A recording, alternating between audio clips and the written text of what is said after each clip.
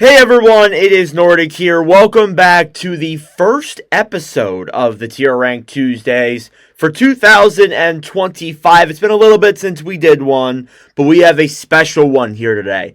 I am going to be tier ranking a bunch, not all of them, a bunch of the free agency signings from this past free agency and how they are looking so far in 2024-25. A few things to keep in mind. Again, as I said, I cannot include every single important free agency signing. I went through about 30 of them, I'm pretty sure. I'm going to go through 30 of them today. If you guys want to see a part 2 with a couple others, I can definitely do that. But there were also some that I disincluded that are still, on the tier list because I can't change the tier list, that are deals that start in 2025-26, and I'm like, why would I make a video on a deal that starts in 2025-26 when it hasn't even started yet? Which, for example, like the Victor Hedman signing, Hussein Saros extension, the Yegor Sharangovich extension, or a few others that I thought about including in here, but I'm like, what's the point? They literally haven't even played with those contracts.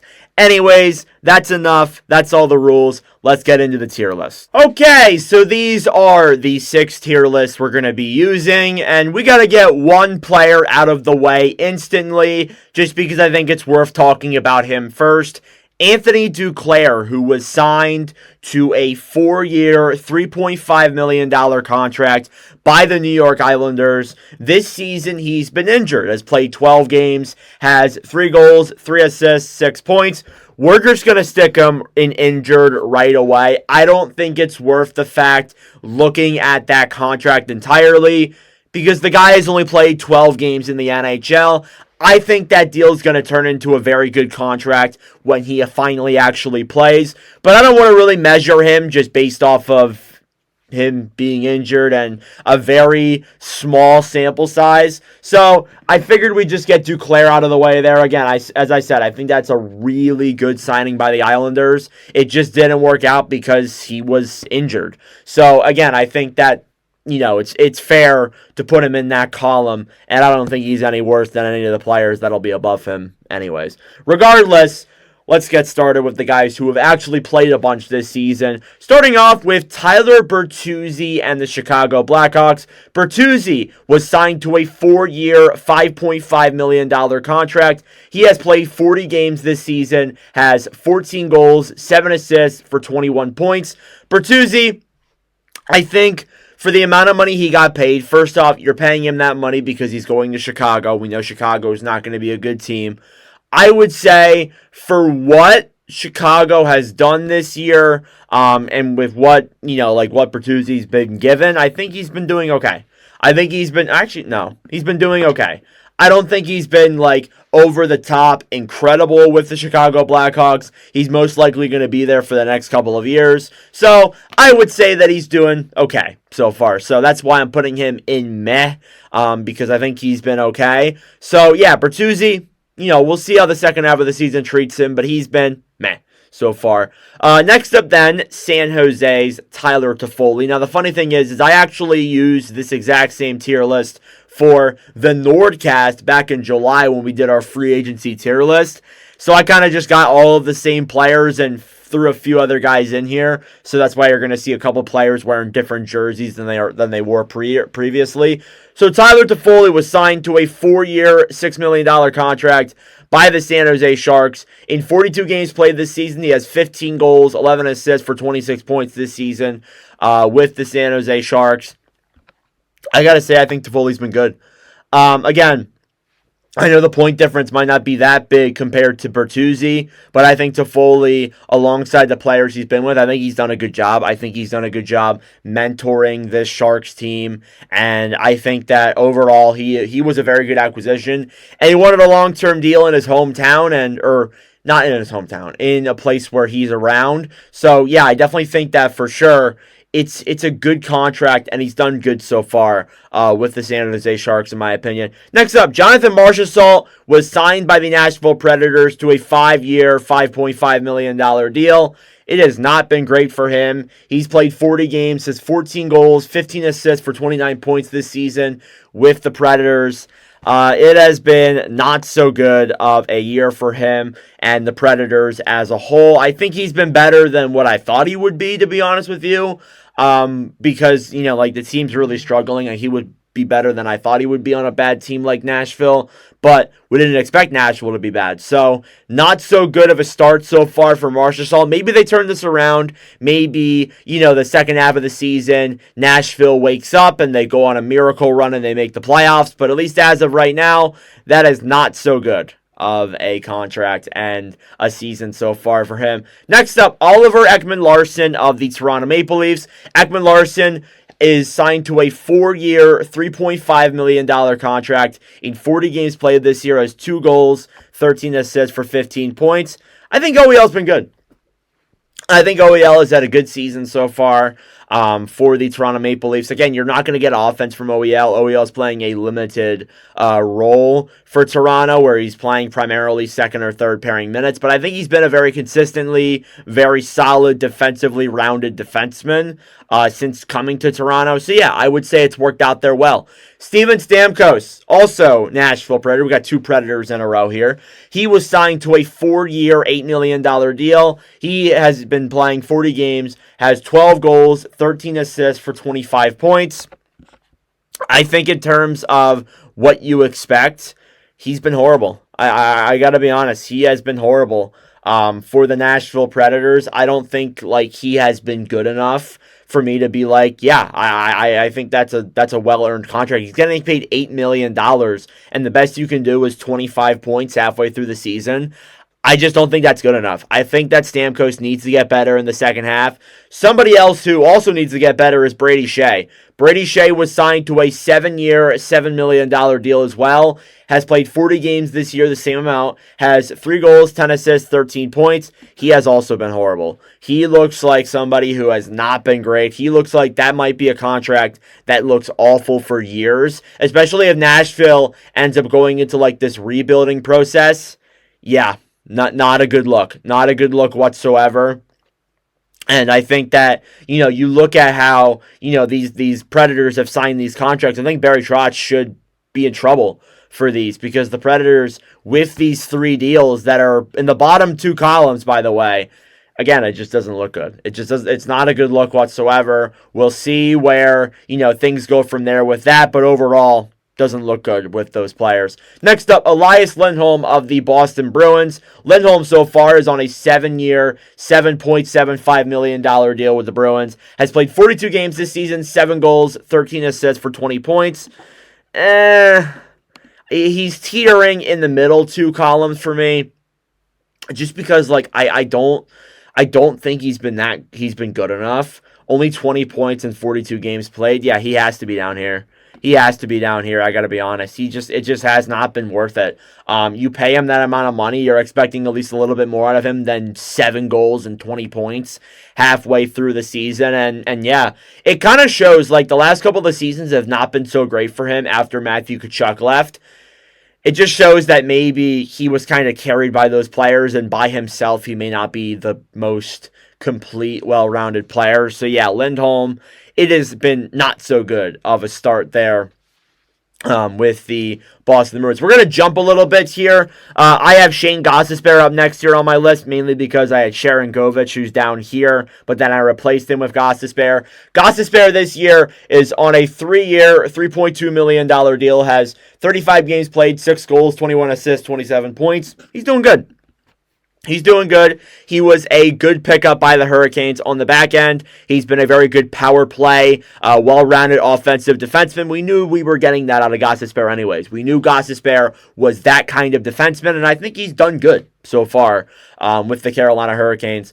Next up, Sean Monahan of the Columbus Blue Jackets. Monahan was signed to a 5-year, $5.5 million deal. He has played 40 games this season, has 14 goals, 26 assists for 40 points. Monahan's killing it. Monahan is killing it right now with the Columbus Blue Jackets, as a lot of players are actually. He has been terrific this year with the team, and I think that without a doubt, He is somebody who I really enjoyed watching on a personal level, watching Columbus play. Again, nearly a point per game. There's not a lot of players on this list who are at that range. So, yeah, I think that Monahan right now deserves to be him killing it for sure.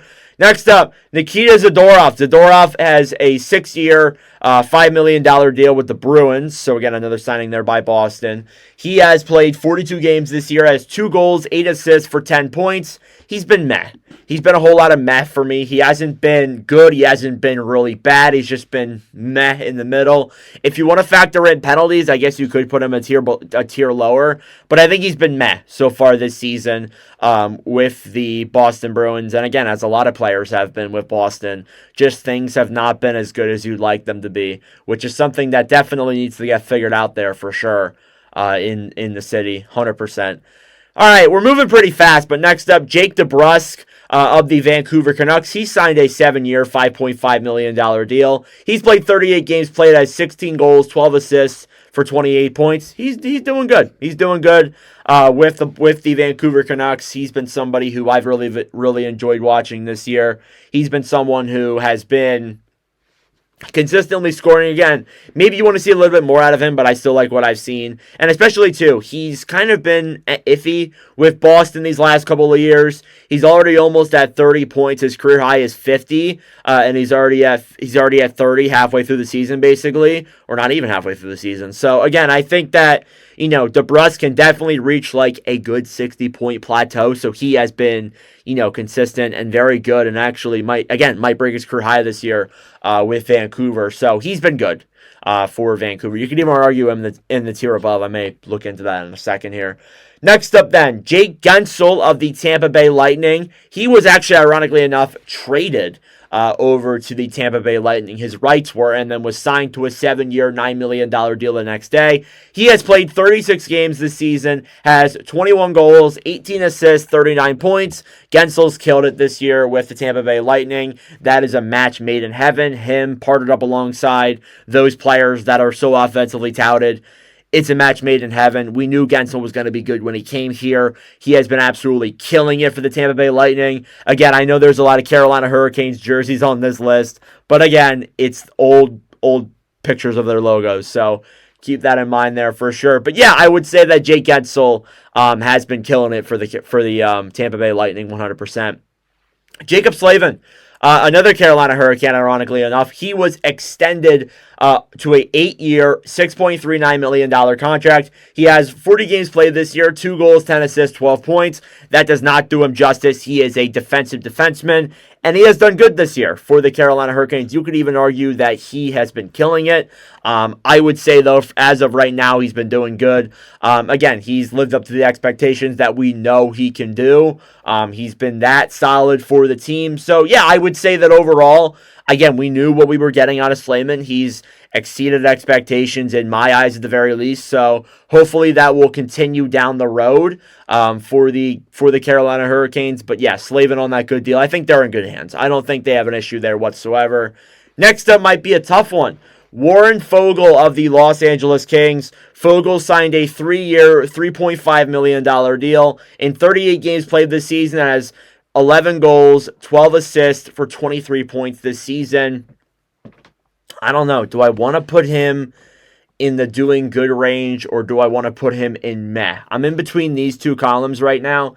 I think for what he's getting paid, because he did get a pay raise. He got a pay raise with the Kings, comparatively speaking to what he got with the Oilers.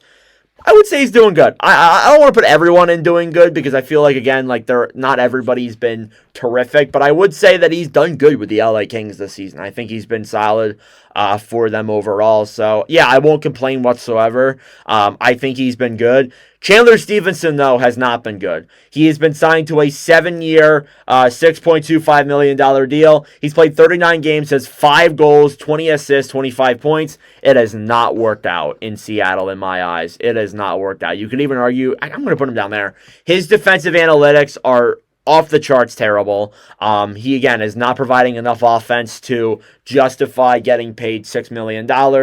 Yeah, for me, he has been doing horrible this year for the Seattle Kraken, which is one of the 2 deals they made. I think the other one looks a lot better, but overall, again, I still am not bought into, what he has done with the Kraken at all. I need to see a better half.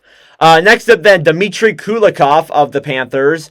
He has been signed to a 4-year, $1.15 million deal. He's played 40 games this season, has 3 goals, 5 assists, 8 points. He is, like Jacob Slavin, a defensive defenseman. He's been okay. He's been okay this season in my eyes. You could probably put him up here. I'll take a second look at him in a second, but I think he's been all right this season. Hasn't been like really good, hasn't been bad. He's been all right. He's been about what you would expect out of a defensive defenseman, and was always somebody that I really liked in those cup runs. And he would bounce around the league. Was always a very serviceable defensive defender, and he finally found a home there in Florida, which makes me pretty happy to see, honestly. Next up, Brett Pesce. Pesce was signed to a 6-year, $5.5 million deal. In 33 games played this season with the Carolina Hurricanes, he has 1 goal, 5 assists for 6 points. Brett Pesce has been, honestly, exactly what the Devils needed on that back end. I feel like they needed, one more suitable top 4 defenseman, and I think they've gotten that in somebody like Pesce, so he's been doing good this season. You can even argue that he's been killing it, but I would say that, along with all the other Carolina Hurricanes that are in this column, he's been doing good this year for the New Jersey Devils. Again, it doesn't do him justice, because I think that, I felt he would be better offensively than this, but I think he's taken a different role with the team for sure. So, yeah, I think that Brett Pesce has been good. Next up, Chris Tanev of the Toronto Maple Leafs. Tanev this season was signed to a 6-year, $4.5 million contract. In 40 games played this season, has 1 goal, 12 assists for 13 points. Tanev's been good. Tanev has also been good. I think a lot of these signings have panned out the way you wanted them to. I think Tanev, along with the Toronto Maple Leafs, have been good this year, and I think that, he's played well on the defensive end. Again, he's not somebody who's going to score a ton of points. We should know that from his time with Calgary and the short stint with Dallas. We know that he can be a solid defensive defender, and I think he's kind of exactly what Toronto needed in a way, to be honest. They've kind of lacked, those defensive defenders the last couple of seasons, and getting somebody like Tanev, ironically enough, former Leaf, and Brad Treliving was like, oh yeah, I want him, and I think that he has looked good in the blue this season. Next up then, Jakob Trenin. Trenin was signed to a 4-year, $3.5 million deal. In 35 games played this year, has 3 goals, 3 assists, 6 points. I know Tanev has been, better than his deal perceives, but I don't think he's been that good this year. I think, in my opinion, you could have gotten less for a fourth-line grit player in other scenarios. Again, he has been a consistent NHLer this season, but I also do think that, again, as I said, you probably could have gotten somebody for cheaper to do the exact same role he's doing right now. So yeah, in terms of money, not that good, but I think he's been solid this year for the Wild. I don't know. That's kind of the way I look at it. Next up then, Brandon Montour of the Seattle Kraken. Moving pretty swiftly through this list.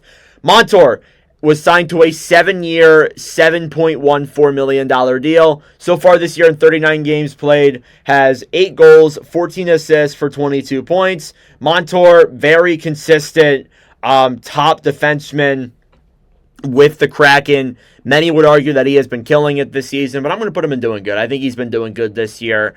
He hasn't been anything extremely special. Again, I would say Seattle's blue line's kind of been a little bit meh this season, to be honest, but I think Montour's been a major positive there and is definitely now their number 1 defender. So yeah, I would say that he has been doing good. And again, I'll change the order around. Again, I do look at this tier list before, and I do make changes to it, but I also make changes on the fly. You guys should know that. I've done 10 of these now. Next up then, Teuvo Teravainen, another former Carolina Hurricane. He signed a 3-year, $5.4 million deal with the Chicago Blackhawks. In 40 games played this season, has 7 goals, 18 assists for 25 points.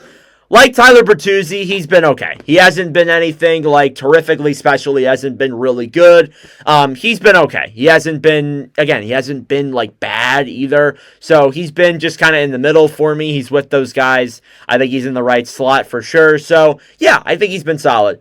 Next up, Jordan Martinook was signed to a 3-year, $3 million extension with the team. He has played 40 games this year, 8 goals, 9 assists, 17 points. again, just like a lot of the other Hurricanes on this list, which is a very Hurricane-like list, he has been okay. He hasn't been really good. He hasn't been really bad either. He's just been okay. And I think that's not a bad thing. He's, met expectations. He hasn't exceeded them, but he's definitely met them and has been good for the Carolina Hurricanes. Next up then, Sam Reinhart, who Reinhart was signed to an 8-year, $8.625 million extension. He's played 40 games this season, has 22 goals, 24 assists, 46 points. Yeah, Reinhardt's been killing it. Reinhart has been absolutely killing it this season for the Florida Panthers. We knew that was coming. We expected that. And yeah, I don't think anybody should be surprised whatsoever about what he has done with the team. We knew that was going to happen. So yeah, I'll give the props where it's due to Reinhart. He has been good. Okay, we're moving into the guys now who weren't in the Nordcast tier list, so they're a little bit out of place. They're a little bit out of order, so do keep that in mind. Next up then, we have Shawn Walker. Walker was signed to a 5-year, $3.6 million contract. He's played 40 games this season with the team, has 2 goals, 7 assists for 9 points this year with the Carolina Hurricanes. I think Walker's taken a limited role as a defensive defenseman. He has been okay this season. I think the Hurricanes have benefited well from their blue line pickups, and I think that getting somebody like Walker, he's been okay. I'm actually going to change the title of this to okay, because I feel like mad doesn't do it justice. I'm going to change it to doing okay. I'm going to change that mid-tier list change. I don't care. You guys see me do it all the time. I think it does it. I think it suits it better with those guys in that column than meh. Anyways, Vladimir Tarasenko up next. 2 straight Detroit Red Wings signings. Tarasenko was signed to a 2-year, $4.75 million deal. In 38 games played this year, he has 4 goals, 10 assists for 14 points. He has not been that good for the Detroit Red Wings. He has not been a good pickup. I think that overall, you look in terms of, what you wanted to get out of him. You're paying for a $4 million player, almost a $5 million player who went to the Stanley Cup Finals. And I just feel like, at least so far this year, he hasn't lived up to that money. He hasn't lived up to that hype. So he has not been that good this year for them. Next up then, Cam Talbot. Talbot was signed to a 2-year, $2.5 million deal. He is 7-9-0 with a 3.03 and a .903. Again, one of 2 goalies on this list, ironically enough. He's been in the better half of okay. I would argue even putting him in good. I think that his numbers don't really do him justice, because the Red Wings in front of him have not been particularly great. Actually, when the season started, he was actually really good. He was lights out. And then as December rolled around and things got closer, he kind of, turned off a little bit and fanned out, and, that happened. But I think still he's been good this year for Detroit. He's been good under the circumstances. I think that's the fitting way of saying that. All right, next up, Matt Roy, not Matt Waugh. People get so mad when I say Matt Waugh. It's in my DNA for some reason. Matt Roy was signed to a 6-year, $5.75 million deal with the Washington Capitals. He played 29 games played this season, 1 goal, 7 assists, 8 points with the team. Roy has been good. He has been doing good this year for the Washington Capitals. He has been a very good pickup overall for them. I think he has been a lot of fun to watch.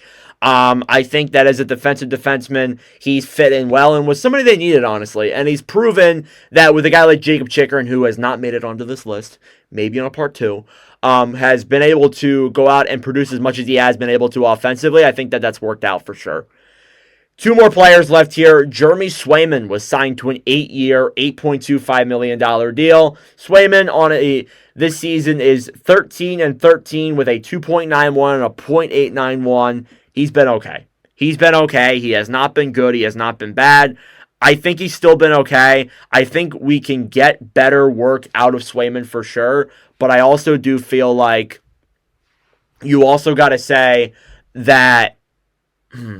You also got to say for sure that he also missed training camp, and I think that plays a factor in why he struggled this season. You give him training camp, you give him an extra week or 2 to practice and train. I think that he's okay. I think he's in the good column. But yeah, at least as of right now, he's been okay. I think he could definitely be better. 100%.